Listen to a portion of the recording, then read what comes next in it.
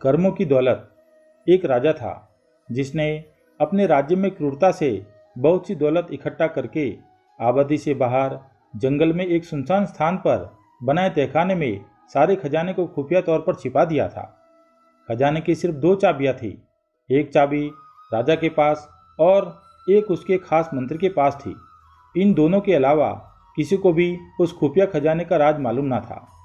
एक रोज किसी को बताए बगैर राजा अकेले अपने खजाने को देखने निकला।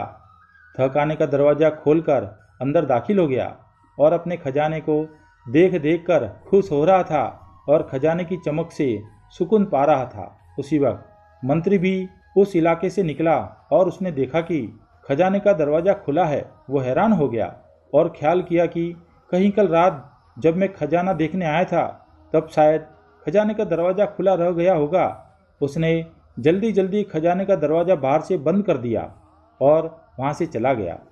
उधर खजाने को निहारने के बाद राजा जब संतुष्ट हुआ और दरवाजे के पास आया तो ये क्या, दरवाजा तो बाहर से बंद हो गया था।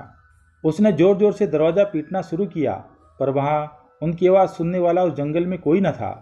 राजा चिल्लाता रहा पर अफसोस कोई ना आया। वो थक हार कर खजाने को देखता रहा। अब राजा भूख और पानी की प्यास से बेहाल हो रहा था, पागलों सा हो गया। वो रेंगता रेंगता हीरो के संदूक के पास गया और बोला, ए दुनिया के नायाब हीरो, मुझे एक गिलास पानी दे दो। फिर मोती सोने चांदी के पास गया और बोला, ए मोती चांदी सोने के खजाने, मुझे एक वक्त का खाना दे दो।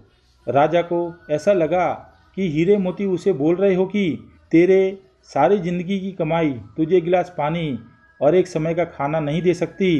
राजा भूख से बेहोश होकर गिर गया। जब राजा को होश आया तो सारे मोती हीरे बिखेर कर दीवार के पास अपना बिस्तर बनाया और उस पर लेट गया। वो दुनिया को एक संदेश देना चाहता था लेकिन उसके पास कागज और कलम नहीं था।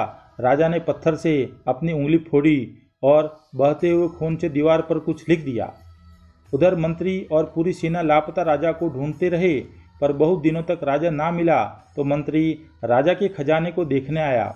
उसने देखा कि राजा हीरे जवाहरात के बिस्तर पर मरा पड़ा है और उसकी लाश को कीड़े मकोड़े खा रहे थे। राजा ने दीवार पर खून से लिखा हुआ था, ये सारी दौलत एक घुट पानी और एक निवाला नहीं दे सकी।